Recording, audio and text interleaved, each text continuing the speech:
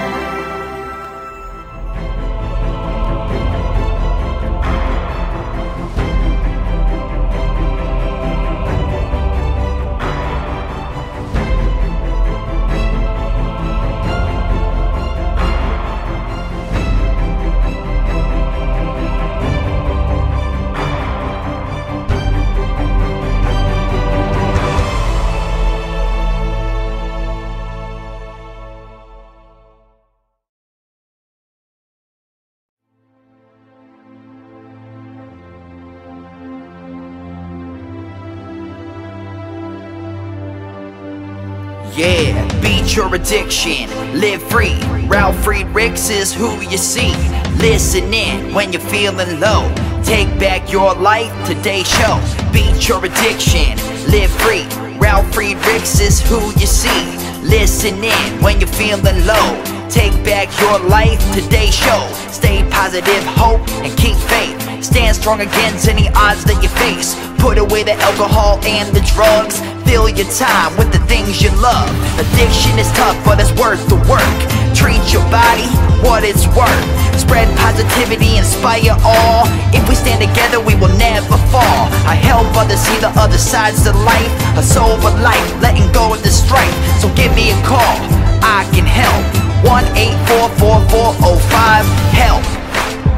Homeless shelters, hospitals, jails, wherever you are. I am Ralf Friedrichs and I am here for you. 1-844-405-HELP.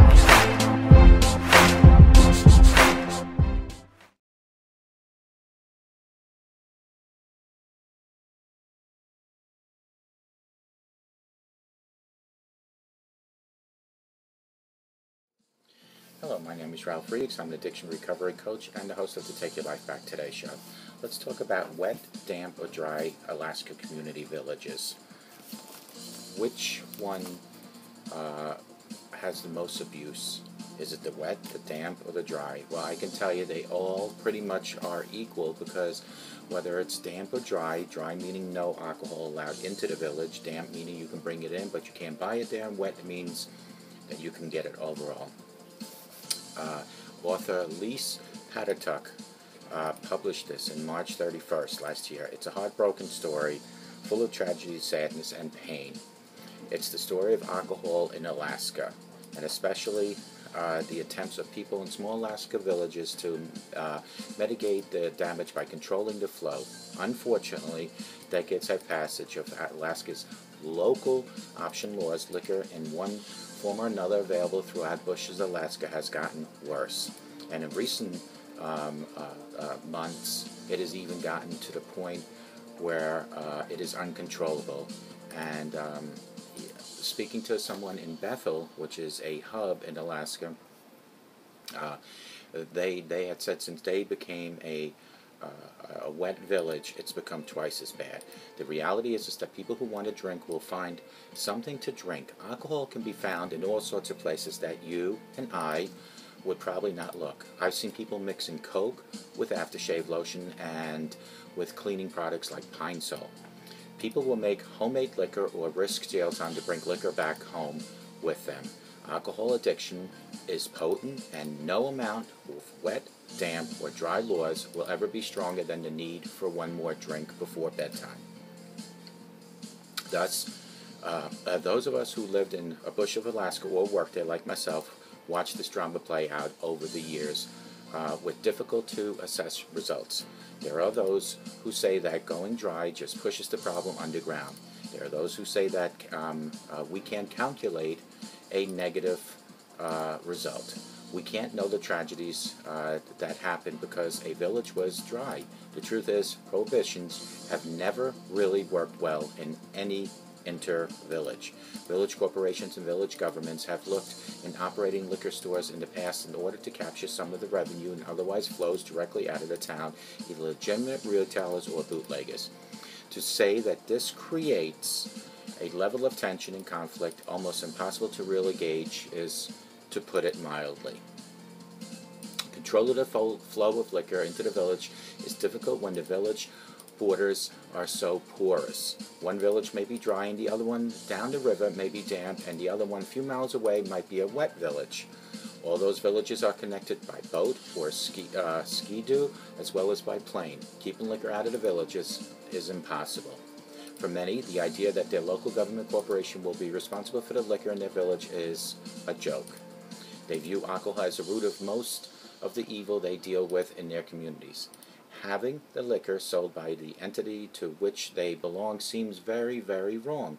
But at the same time, the entity, be it a village corporation looking to provide members with an annual dividend or a village council looking for revenue to stream that will allow to provide needed public services, finds it hard to accept that all the money involved in liquor trade is bypassing them.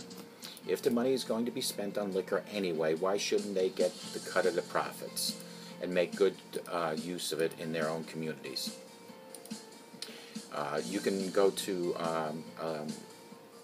I think it's called ADP or something like Alaska Newspapers online. It's ADN or ADP, but you can read all about all this stuff and get some of the information. So the debate continues. Villages over Alaska go from wet to dry to damp and back again as people struggle to find some accommodations with substance that is seemingly interactable part of their lives. The pain heard in the voices of those opposing its legitimate sales in the villages is real. The pain that alcohol abuse causes every year in these villages is staggering. But it isn't that's just the point. Even when the sale of alcohol is illegal, it's still there in vast quantities, affecting the quality of life for every family in the particular village. During almost my 5 or 6 years that I traveled back and forth, I watched villages jump from one status to another with frequency. When it was dry, they would be sudden drop in alcohol-related crimes. And then suddenly, when it became damp or wet, crime went up.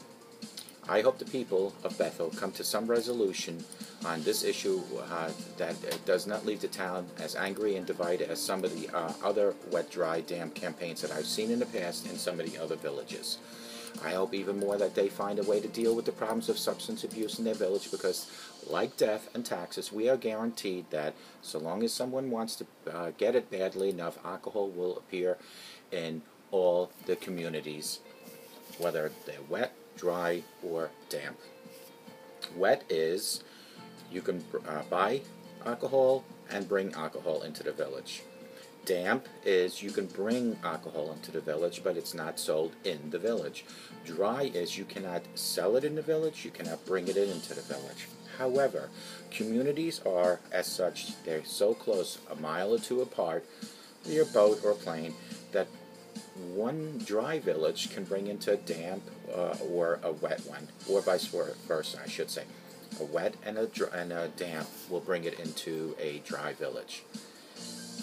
It's out of control there, but the thing here is that most of the domestic violence that's up there, or violence itself, is caused by alcohol and drugs. We need to get a better grip on these Alaskan villages. I hope to God that you enjoyed this segment. I hope you look it up over at the Alaska Daily Press. I think it's ADP or ADN, I think, newspaper. Alaska Daily Newspaper, ADN.com, and read about what's going on in those villages, and may God bless you.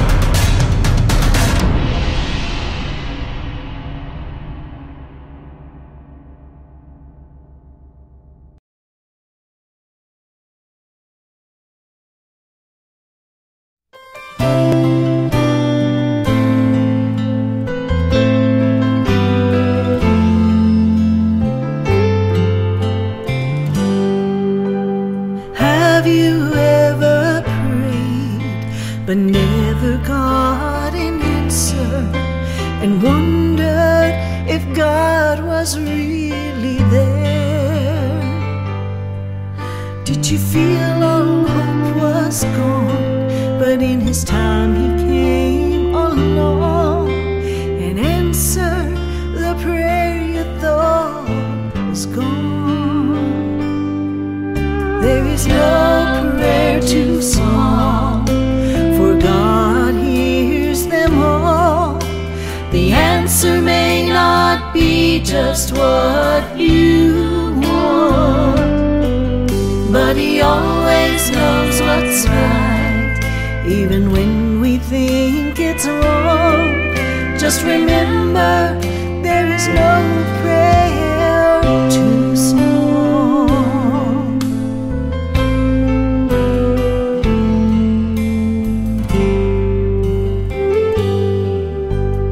I have read if you will ask, you shall receive.